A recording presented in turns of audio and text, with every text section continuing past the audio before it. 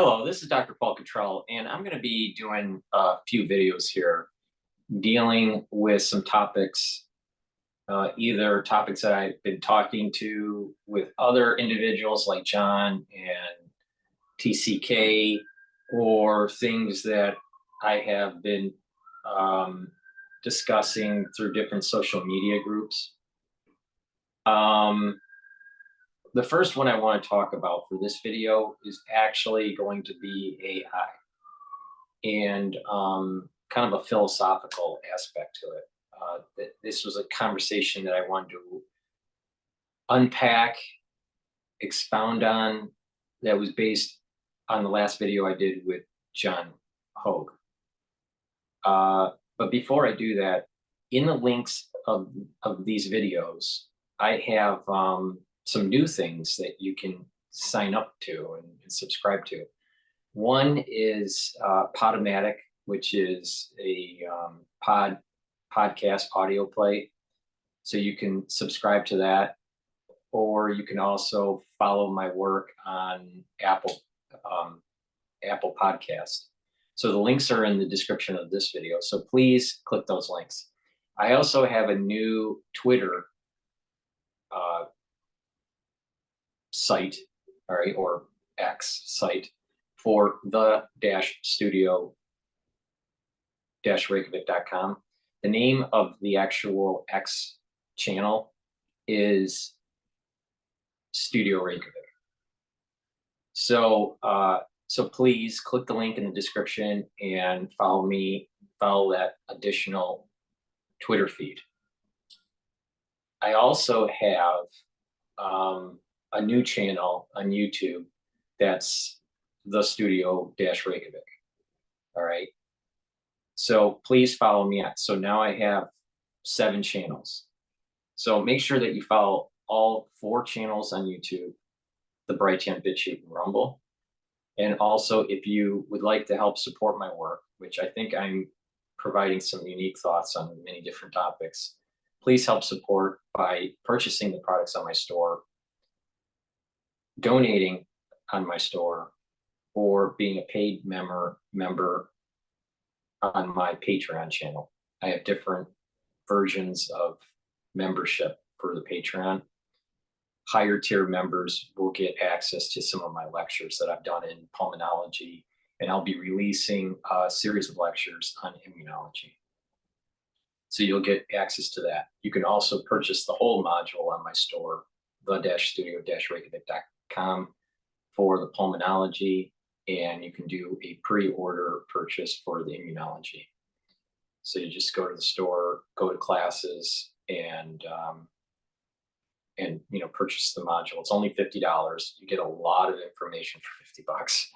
So in medical school, just one of those classes would cost probably close to 10 grand. So please go to the store and help support my work in many different ways. Donations, subscribing, following me on social media, sharing my links, purchasing the products. So with that said, I want to expound on this concept of artificial intelligence and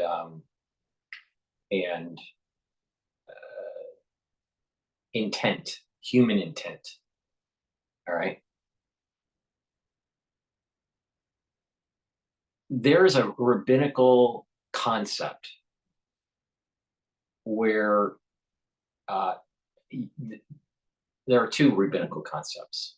All right. One is that if you dig a hole in the ground and someone falls into it, you are responsible. All right. Now, there's also another rabbinical concept that if you make a machine, this was tied to making matzah, actually. So back in the old days, before they had machines, they would hand make it. And you have to use water and flour, and you roll it for so many minutes, and it has to be cooked for so many minutes, and to prevent it from being invalid for Passover. So there's some regulations on exactly how the matzo is made. All right.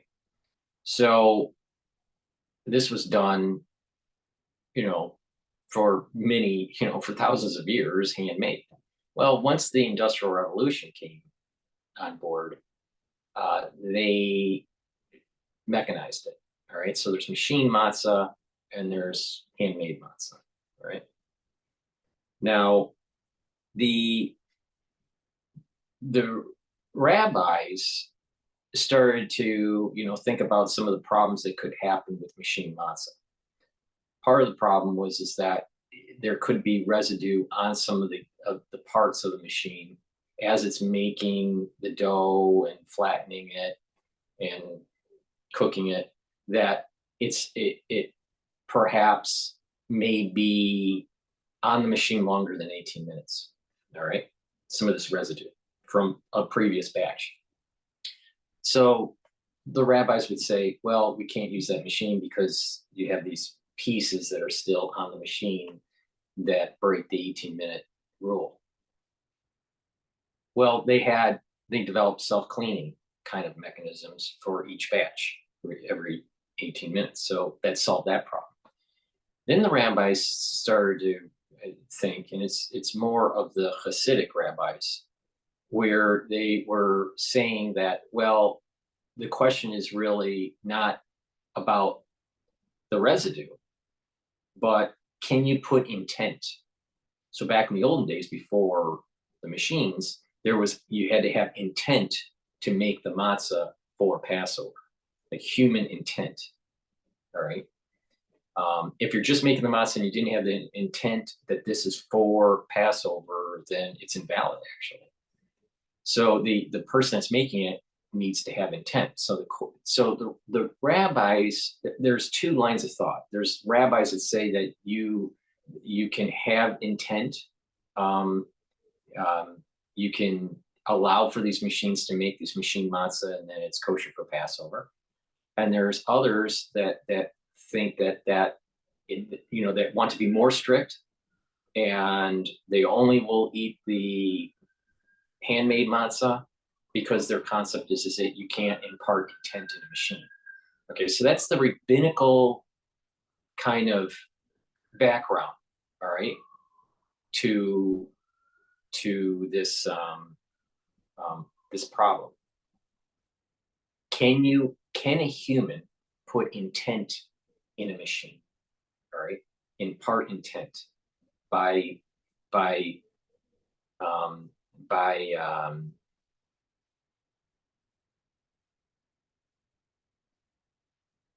hold on.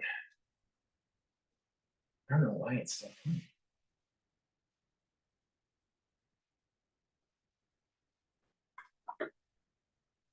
Hold on.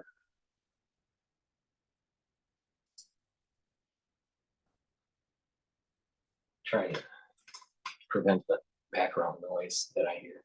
Okay, so the question is can you impart intent in a machine? So the line of thinking that I had this little discussion, it's a philosophical problem, and it's a very important problem, right? Let's say there's a machine. It's a simple machine that does something, and you push a button, and it has a countdown. Let's say a counter, and then it does something, sweeps your floor or whatever. Okay, so you have to push the button, and 10 seconds later it starts to sweep your floor. Now the question is does the machine have intent to sweep the floor? Can you impart? Well, the machine doesn't have intent, but can you impart intent? A human impart intent into the machine? All right. My line of thinking is this. Yes. All right. And how does that work? By the ramifications of your simple system. You press the button, 10 seconds later, it sweeps the floor. So you're responsible if something happens with that machine, all right, because you set it in motion. similar to the hole. All right. Would you be responsible for the hole if someone fell in it? Well, if you had a machine that you created that dug a hole, the machine isn't responsible. You'd be responsible because you designed and initiated the movement of this machine to dig the hole and someone fell into it. So you have, there's two concepts here: responsibility, like tort, responsibility of action, and imparting intent. All right. And there is a little bit of an overlap. All right. So you have the very religious Hasidic type rabbis that would say a machine you cannot impart intent. Your religious thought of doing something and impart it on a machine to do. But yet, this is where my logic is.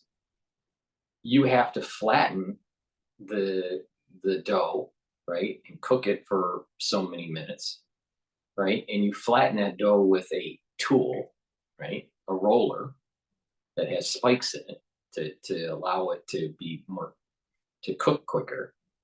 So that's a tool, and a machine is a tool, right? So you're using the machine, you're rolling it, but what's actually flattening the dough is the roller, not the human. The human is physically setting in motion the roller. All right.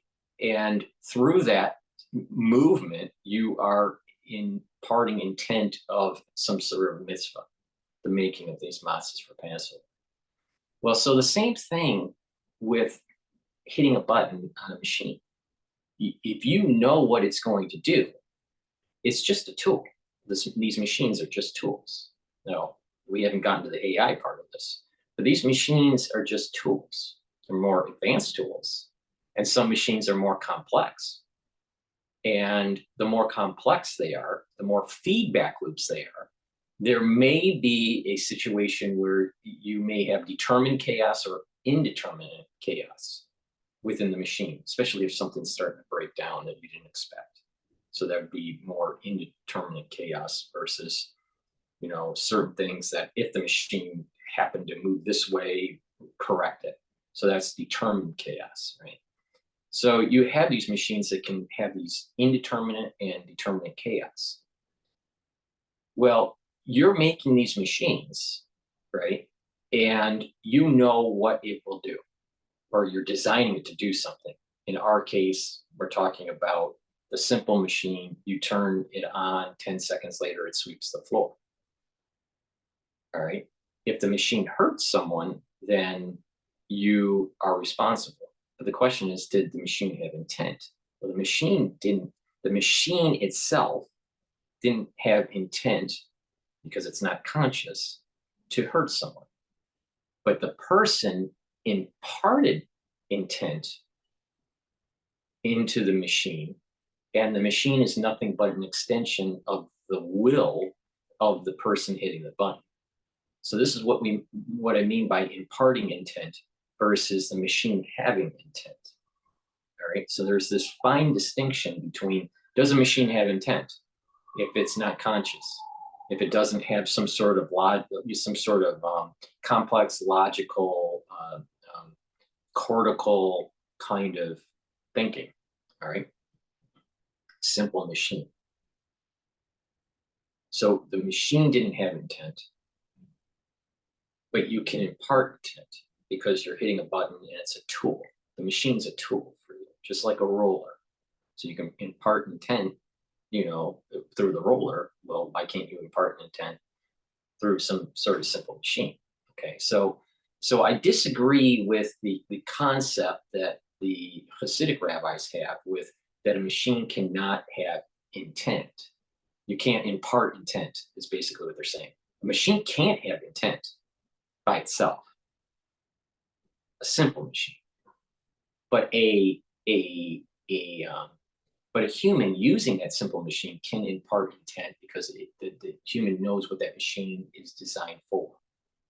right? Now, yes, there can be some chaotic things, stochastic things that can happen, right, through probability, but that's not intent, all right? So this is the reason why most Jews, even Orthodox, machine matzah is good enough um, for Passover, all right? But there are very, very, very um, particular Jews out there that will only eat handmade matzah. Now, I personally, for the first night, I have handmade matzah. The problem with the handmade matzah is that the quality is not there. It's too hard. It's a little burnt. It's a little thin in some areas, a little thicker in other areas. It's all handmade compared to the machine matzah, where there is the quality, the consistency is much higher. So, all right, so that's the background. All right, now let's take it one step further. What about when you add in cortical computing? All right, what if you have a system, a machine that has a artificial intelligent brain? All right, and there's different levels of this. There is narrow AI, there's broad AI, there's artificial general intelligence, AGI. So there's these different levels. All right. So we had the simple machine that couldn't do anything until the human decided to hit the button. And that human is imparting intent because the human knows what that machine is going to do. All right. Now, take the example of the Holocaust. The simple machine, the gas chamber. The gas chamber isn't at fault for the genocide during the Holocaust. It was the individuals that actually were using the gas chamber that imparted intent and therefore is responsible, right? So this is where that whole responsibility and intent come together, because if they did not have intent, if you couldn't impart intent through the machine, all right, if you can't impart intent on the machine, then the human that's turning it on is responsible, has the intent, holds the intent. All right. If you can impart the intent on the machine, all right, then you can kind of absolve your responsibility. All right. You can basically say that the machine is having the intent. All right. Well, during the Holocaust, the ones that were running the gas chambers were held accountable. They had the intent of killing these people, not the apparatus, not the simple machine, right? Because if the machine had intent, right, then it would not be the human fault. It would be only the machine's fault. So there's this idea that you can, the machines could or could not have intent, and the idea that a human could impart intent or cannot impart intent on a machine. Okay.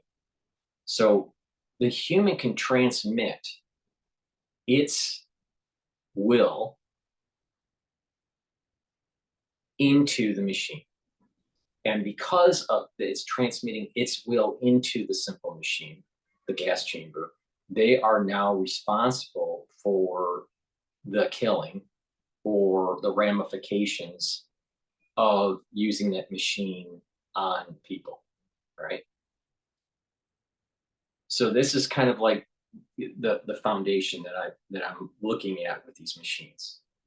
If the machine has artificial intelligence, there is this big debate in philosophy.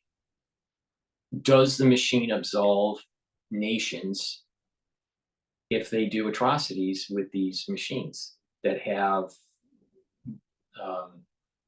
military capability, drones, an AI drone that can self-target and decide to shoot. And let's say they were designed and launched by, let's say, the United States, and it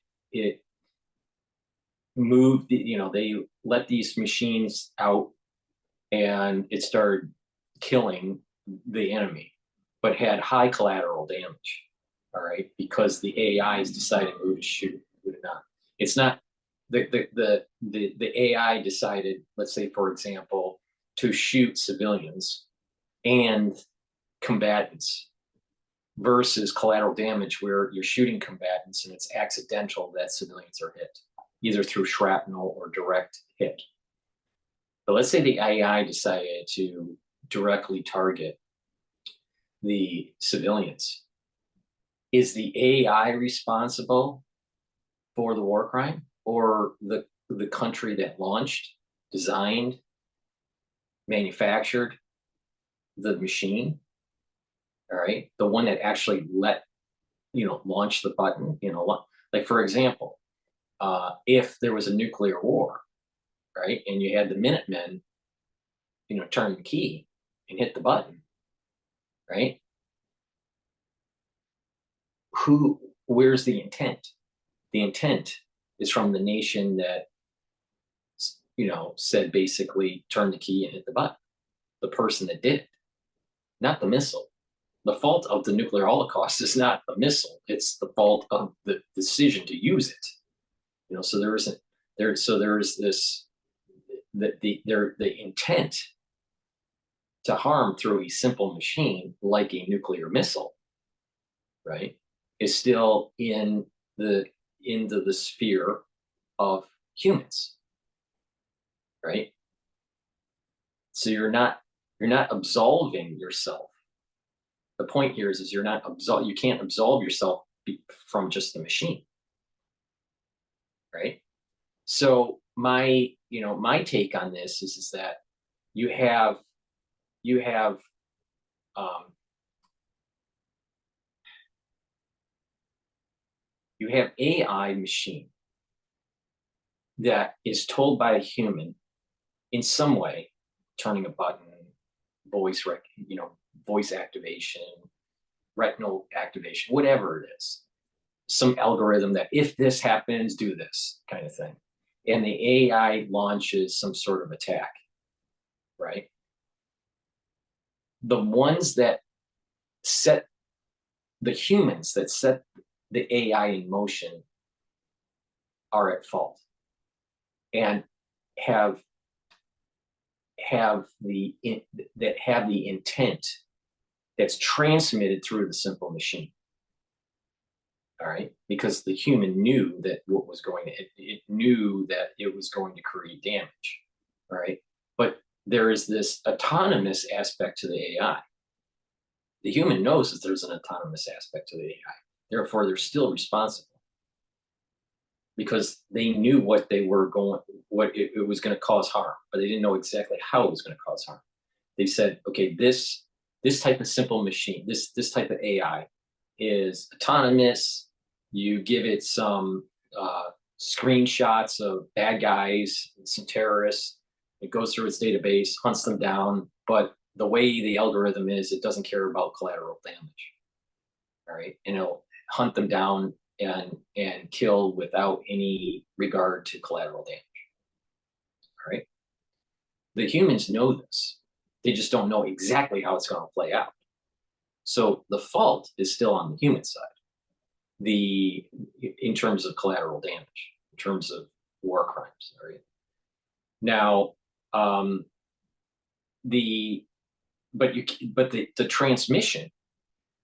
the transmission of intent is just that this machine, even though it's AI and autonomous, is just an extension to the human. For example, a weapon, let's say a knife, for example, is an extension of the hand. The knife is what killed the individual, technically, because it pierced the individual. But it was the use of the person using the hand. That person is at fault because the machine, the simple tool, is just an extension of the human. Okay, so the same thing here. The AI autonomous drone that causes collateral damage is nothing but an extension of the human, even though it's not physically touching the human. The human has imparted intent into the machine. The machine doesn't have intent yet because this is a simple AI. But the human had intent and it imparted the intent into the machine because the machine is nothing but an extension. All right. Now, this is a fine, some people would say, well, if it's just an extension, you don't even need to impart intent. Okay. Either way, the intent is still housed at the human level, independent of if it's physically touching the human or if it's remote, if it's distant from the human. All right. I'll just use the word imparting intent, meaning this extension. All right. This extension is what I mean by imparting intent. Intent of a machine would be self-intent, self-determined intent. Okay. So, all right, now let's take it one step further. What happens if the AI is designed in such a way where there's lots of feedback loops, it learns on itself, the human built it, and the machine decides on its own to go kill terrorists? It's just sitting in a warehouse and it just turns on, right, and decides to go kill terrorists, right? It seems that there was intent, self-determined intent. All right. Now, if the designing of this machine was designed to do harm, then the intent would still be housed in the human because it's just nothing but an extension. And the human knew that at some point there is some probability that this machine could decide to kill, for example. All right. So the intent is still that it housed in the human, and this machine, a little bit more advanced, but still an extension of the human, knowing that it could cause harm. All right. Now, let's say that you create an AI where you have some sort of code of ethics where it's not to do any harm. But for some reason, some black swan thing happens within its cortical computing where it just decides to do harm, goes rogue, and overrides its ethics code. All right. But the humans didn't design it that way. It was some sort of unforeseen, unknown kind of situation that happens, a true black swan. All right. In that case, the intent would not be in the human, housed within the humans. It would be housed within this machine, this AI autonomous level. So the point I'm making is that if you graph, let's say, level of intent, right, self-intent of a machine, all right, there's going to be a number of cortical connections, cortical computing power.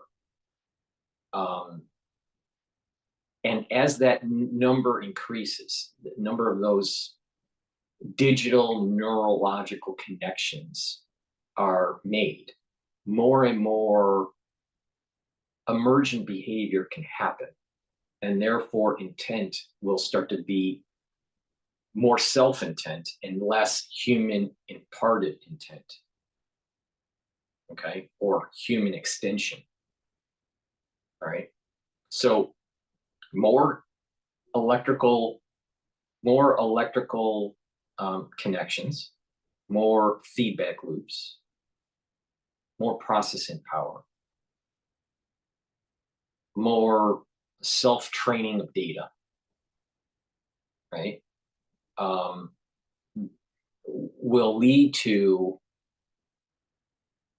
a system that seems to have self-determination. The moment that that system is self-determination, then it'll have self-intent and won't rely on imparted intent or extension of humans. Okay. So, um, so that's my take on this. It's a little bit. It depends on the system. How simple of it is just an extension of human, either a remote extension or physical extension. A roller on matzah is just a simple tool that's a physical extension of humans, and you have an intent to flatten the matzah and make it for Passover, right? Well, you can have a machine that can make matzah, and you press a button, right? Or you voice activate it, and you have intent to have something happen within this space. In this case, making matzah, or the intent. You're imparting intent into a robot that will sweep your floor in 10 seconds through voice activation, let's say, or you push a button. Okay, it's an extension of the human. AI, simple AI, will still be an extension of the human. You can impart intent, but it won't have self-intent. If you go to a higher level where the AI is making an AI, where the AI trains itself in the world it's in and decides to go rogue, even though it had some sort of ethical code not to hurt people, there's a self-determination factor that happens where now there's self-intent within the machine. All right. And in that case, machines may once in a while obey humans. And if they are obeying humans, then you have a complex machine that you can impart intent into that obeying machine. Or it's an extension of the human remotely. But in its purest form, if the machine does not pay attention to the human and has 100% self-determination, right? And it's not some sort of slave client to the human, then this machine will have intent, right? Now here, this is where it gets to kind of like crazy world, all right? As if it wasn't crazy enough. The machine that now has self-determination will have, at least from the human perspective, to seem to be passing the Turner test. All right. Now, there is going to be some people that think that these machines, especially atheists or agnostics, that would say that they're of equal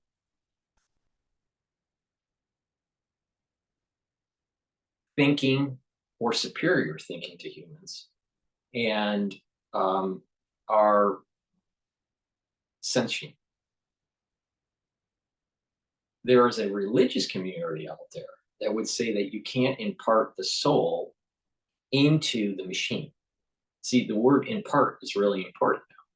See, we were saying, can we impart intent? Or another term for that would be, is it an extension of yourself?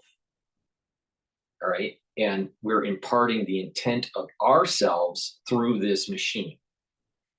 If it's self-determining, then it has its own self-intent.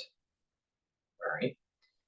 Right. So the religious communities out there, it doesn't matter what the religious community that you affiliate with is, the soul is part of the body, is imparted into the body. So for us to live,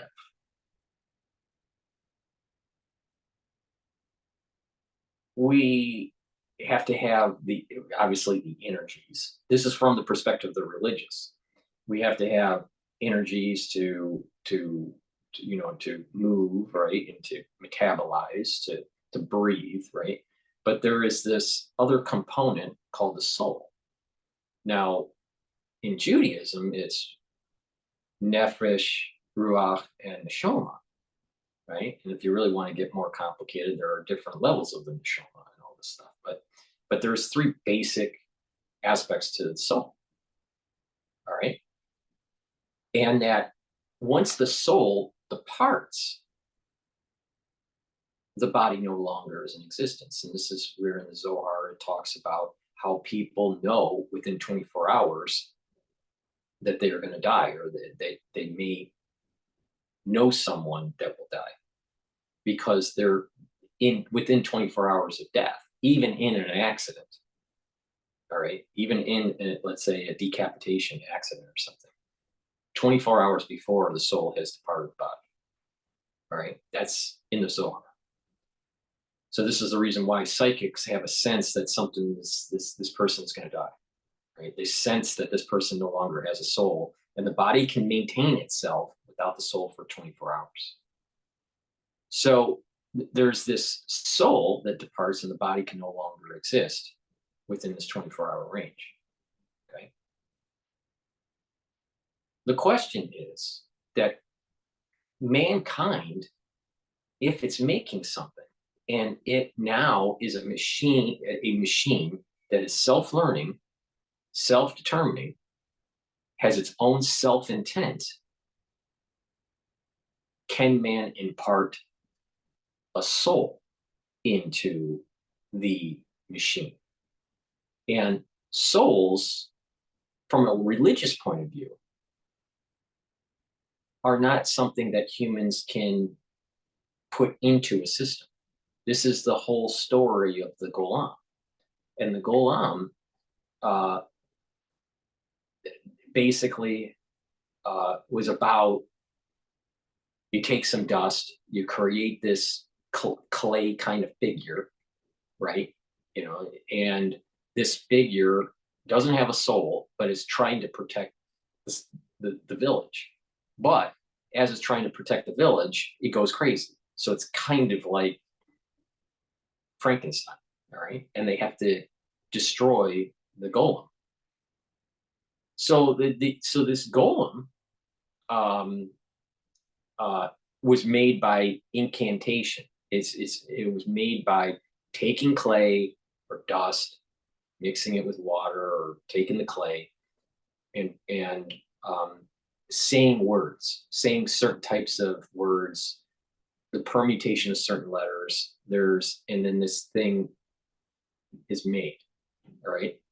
Now, the ones that are scientific, they think that, or atheist or agnostic will just say that's just a fairy tale. Well, there's something to be learned from what this folklore story that goes only back, I believe, to the 12th or 13th century, is trying to say. There are basic elements that can be arranged in such a way that you can make something. We use the term chemistry, right? And elements. The Kabbalists use terms like letters, and the formation of these letters create new material. Well, that's like taking elements and putting them together in different configurations and having new material, all right? So this is metallurgy, this is chemistry, all right? But they're talking it from the manipulation of letters, because the idea is that a human can create non-soul things through saying it. All right. That's the folklore, and that's kind of like the coming from the religious perspective. The atheists or the agnostics, or some of these, I'll use the term pure scientists, right? They will say, well, it's just a manipulation of material, and therefore you're making the golem, right? And that we, right, are somewhat making a golem with AI, because it's using silicon, it has wires, it has code that was created to make it think and all this stuff, right? So it's a machine, right? It's made by material, right? And so there's a scientific explanation, or a material explanation. The scientific explanation, that term is probably not adequate enough. There's a material aspect to the making of the AI versus the golem. There was a combination of material and spiritual by the permutation of the letters, because it's trying to animate something. The problem with the golem was that the rabbis that were doing these, Kabbalists that were doing this to protect the city, could not impart a soul, because the soul is out of the realm of human manipulation. A human can't take a soul away from a human, and a human can't put a soul in a human. That's in the realm of God, all right? So, or at least God's messengers, all right? Because the angel of death can take your soul, all right? So, but God can take the soul away. Taking it from the perspective of the religious texts, if you take the perspective of the material only, the pure scientist, then they would say we're just an amalgamation of chemical processes that emerge in such a way that allow us to exist. And once those chemical processes start to break down up to a certain point, or are disrupted in some way through some sort of violent act, that organism dies, all right? So getting back to the AI,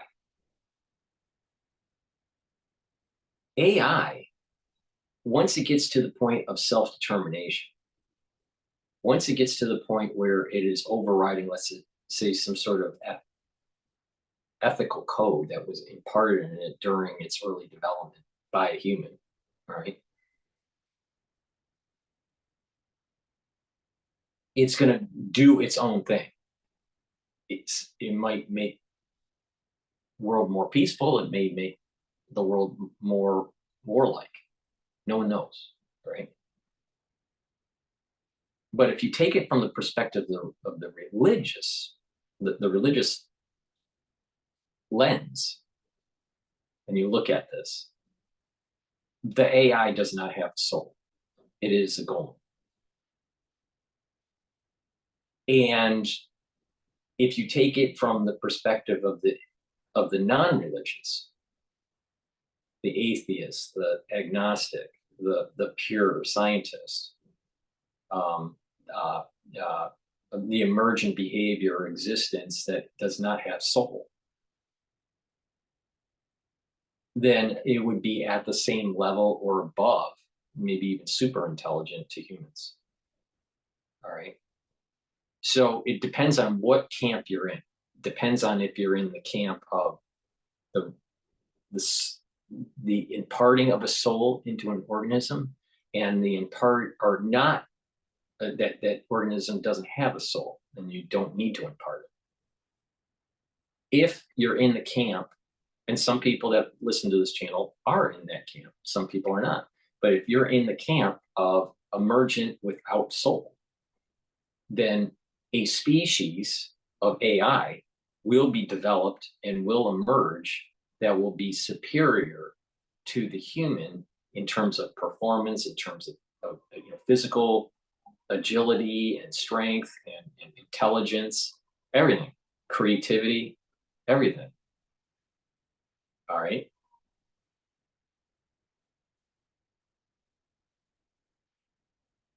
and that that the human species actually has become irrelevant because now there's a new species that's actually much superior.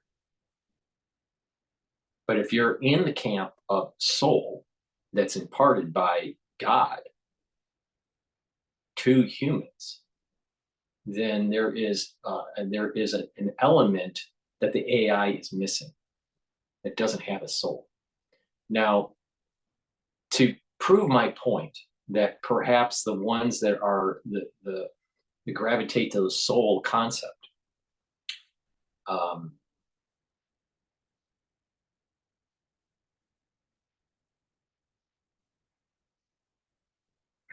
how should I say this? There is a there is a I kind of lost my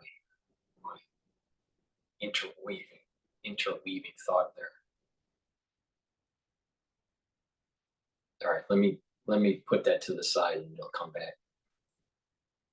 The AI doesn't have a soul with the ones that are in the camp of emergent behavior only. The AI would not have a soul from the religious camp because that only can be imparted by God. So humans can't impart the soul. And that was shown with the golem. Humans made something and it didn't have a soul and it had to be destroyed. So there's more evidence to suggest that this AI is more like a golem than some sort of new species. All right. Now that's kind of mechanical. But what happens if you create something from scratch that is biological? All right. And you create from scratch a human. All right. Not taking pieces of humans and mixing them together, taking a man and a female and mixing them together in a test tube, but actually starting from scratch and creating a 46 chromosome human from scratch, not taking pieces of a previous existing individual or individuals. And you create this human with that code. All right. Does the human have a soul or not? It's been 100%. The sequence is 100% human sequence created, not pieces pushed together, snapped together, glued together, or anything from people, but someone on a computer or whiteboard created a whole new sequence for a human gene. All right, from scratch. The person's human, and it's delivered. All right, let's say this technology is in such a way where it has divided its cells and created a blastocyst, and you can take this and put it into a female that is ready to be pregnant. All right. And it embeds itself into the wall of the uterus. So this 100% man-made genome of cells that are dividing and starting to morph are in this female, and it gives birth to this man-made sequence human. Doesn't have any disease. It lives for a very long time. It's super intelligent. All right. It's, and it doesn't like broccoli. All right. So it has a personality. Does that have a soul or not? We don't know because we've never have done something like that. But most likely it would have a soul. And the question is, why is that? Why is it that a machine or a golem taking the material world and putting it together, or taking the spiritual world and doing permutations and letters, create a material thing, a machine or a body, but it doesn't have a soul. It's a golem or it's an AI machine that doesn't have a soul. But yet, the manipulation of chemistry, where it allows for certain DNA sequences to be aligned, would allow for the imparting of the soul. So one question is, perhaps humans don't have souls, and that it really is an emergent behavior of chemistry. Or perhaps there's something else that is in the life force of a combination of this chemistry. Something similar. This is a really hard concept to really explain. And part of it is perhaps, these are some new thoughts that I've had, and I need to really sit down and think a little bit more on how to articulate it. God has God's name in Hebrew, it's said in a certain way, and it has many different actually pronunciations, and depending on how you pronounce it in what sequence depends on some sort of spiritual activation. Right? This letter sequence is called the Tetragrammaton. Individual letters have a meaning, have some sort of significance, but when put together in the Tetragrammaton, has the power of eliciting an awe, a fear of God, and permutating that can elicit certain types of Kabbalistic spiritual energies. All right.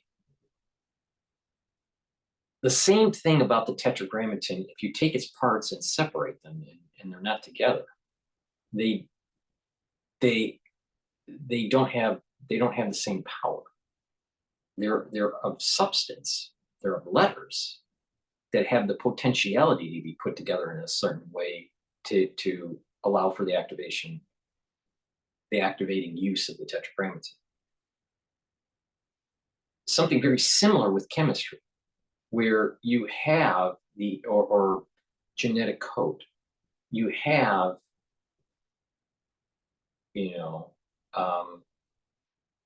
code bases that, if separated and they're left on their own, don't do much. But when they're put together in a certain way, it activates. Or if they're put together not a certain way, it does something that that's harmful. The same thing, if you permutate the Tetragrammaton in the wrong way with the wrong sequence, it causes spiritual defilement. This is why the Kabbalists don't want people to know this stuff. If you do it the right way, then there is a very positive energy that happens.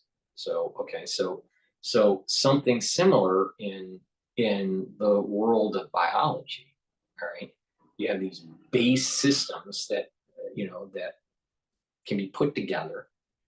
We call it genetic code, but you can put these systems together by a certain sequence, and it activates something that allows for potentially this soul to happen.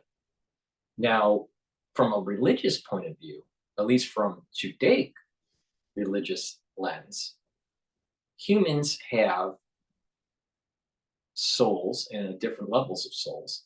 Animals have levels of souls. Even rock has levels of souls. Now, something very similar in Buddhism, all right? and probably other religions too. This idea that there is an energy there in a system that is tied to a higher divine sphere. All right. Now, again, is this just hocus pocus from a religious point of view? And it's just the emergent behavior of these systems that are happening. But these religions they have a common theme. But there's a stream of energy that is going into the material world, and that when you mix them together, it allows for this energy to flow in different ways. All right, and allow for the emergent behavior to happen. If that stream of energy was cut off, all existence would be nullified instantaneously. All right, this is the concept of Simpson, where there is a flow of energy that is just a trickle into all substances, no matter how inanimate or animate they are. And depending on the complexity of the system, human system, rock, whatever, depends on the spectrum of activity, of self-determination. All right. So, and I don't have an answer for this, but if the human creates a robot that has self-determination and creates another robot, does it have a soul? I think in this case, if it's of a material matter that is more mechanical, even though there's code and silicon and all this stuff, a silicon-based system, I don't think that there is a soul that's imparted into the AI. Now, if someone makes a biological system that's human, and we define human, let's say, by the 46 chromosomes and a certain sequence that, when they're born, they look human, right? Does that human have a soul? We don't know, because we're not really sure how to measure this soul yet, at least from, at our level of understanding of science, assuming the soul is in existence. Now, some people would say if you can't measure it yet, then maybe it doesn't exist. That's a possibility, but just because you can't measure it doesn't mean it doesn't exist. So, at least, you just can't see it yet. Took a long time to prove the existence of atoms. So and it'll probably take a long time to prove the existence of soul outside of the realm of rabbinical texts or religious texts. So I don't know, but it opens up these thought processes of, can you impart intent? Can you impart a soul? The idea of extension of a machine. At what point is it no longer an extension of the machine to the human? And when you start to manipulate biological systems and you do a designer pet, let's say, designer cat, right? 100% designed with no copy paste of previous cats, but it is a cat, does it have the animal soul imparted into it? All right.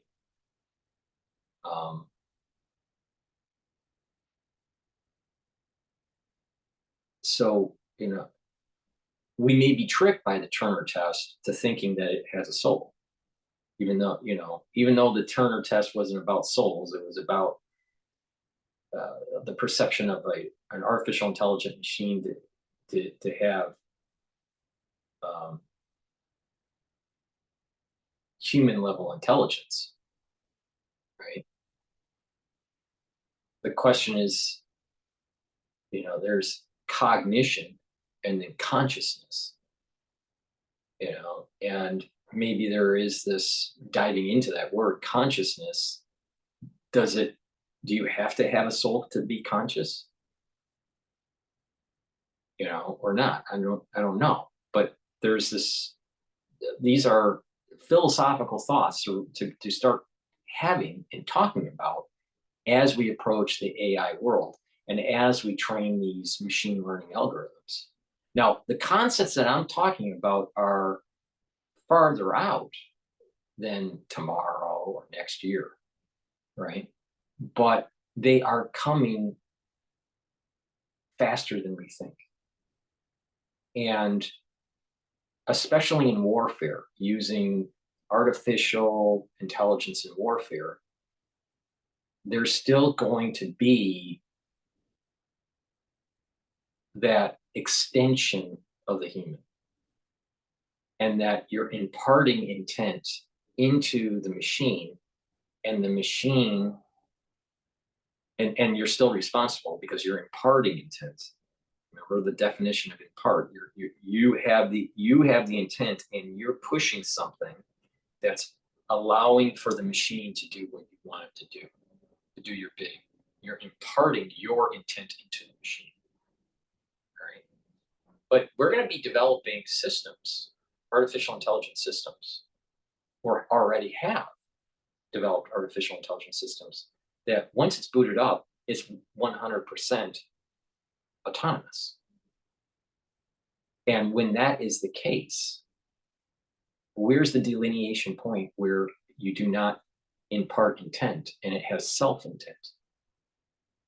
I mean, if it has self-intent, then based on our understanding of tort and law and ethics, the guilty from an atrocity would be of the machine, of the AI, through its self-intent and not through imparted intent by its creators. So now you kind of see the complexity of what I'm talking about here. It's pretty deep what I just said, all right? So I think I said enough in this video for food for thought, but please help support my work by subscribing to the channels that I have. Links are in the description, but also go to my store, the-studio-reykjavik.com, and get the health supplements I have. In this video, I'm just going to talk about a few supplements. All right, I have a lot, so please go to the store and purchase the products and help support my work. This structural nanosilver toothpaste. This has structural nanosilver. It'll help to neutralize pathogens, whiten your teeth, freshen your breath, and reduce that inflammation at the gum line. And by having good oral hygiene, you're going to actually improve your cardiovascular and your valvular health. All right. Many people don't understand that poor oral hygiene will lead to heart problems. I also have a great multivitamin that you should be taking every day. All right. And why do you take multivitamins? Multivitamins are cofactors for helping with metabolism. Right. We have enzymes that need cofactors. So the minerals and the vitamins that you'd be taking on a regular basis help to be cofactors for that enzymatic activity. So this is very important. In addition, it is really important, especially in this aftershock era from 2020, to boost your immune system. Take the lignans that I have on my store. It's a powder, and it'll help to boost up your immune system. It's really important to take this every day. I can't tell you enough on how important it is. Now, many people aren't listening to me, but if you follow my lead, you're going to fare better in the aftershock. So please go to my store, the-studio-reykjavik.com, and get the lignans. It's a powder. You mix it with food or water. You take it every day, and it'll help to boost up your immune system. People need, in the aftershock era to bring down inflammation. This is really important, all right? This is a major mechanism of treating certain problems, all right? Bringing down that chronic inflammation. So please go to the store and get turmeric. It'll help. It's also an antioxidant, but it'll help to bring down inflammation, all right? Take it every day. If you're not feeling well, take a double dose. And also take it with ashwagandha. Ashwagandha will help to control the blood glucose levels in your serum. And by doing that, it's going to bring down that inflammatory response of that chronic glucose level that most Americans have. And lastly, many people do not get a probiotic. You need a probiotic. I have it in powder and in tablet form. Mix it with, with water if you're taking the powder, or food. I mix it with food and take it every day. There's a little scooper in here, all right? It's very easy to use. It's very high quality probiotics. And by doing that, your gut biome is going to improve. Your stool consistency will improve. Your energy will improve because you'll have better absorption, and the metabolism and that communication between your gut and your liver will improve, and your gut and your brain will improve. Your mood will improve. Many problems that people have that are chronic can be mitigated by getting better GI health. So go to my store and get the probiotic. So those are just a few of the products that are on my store. And on the next video, I'll go into some more products. But please go to the store, the-studio-reykjavik.com, and help support my work. You'll learn some stuff. And if you follow my lead, you'll be boosting up your immune system to fight what is transpiring in the aftershock. So please click the link, the-studio-reykjavik.com, in the description of this video and all my videos. Thank you for listening, and have a nice day.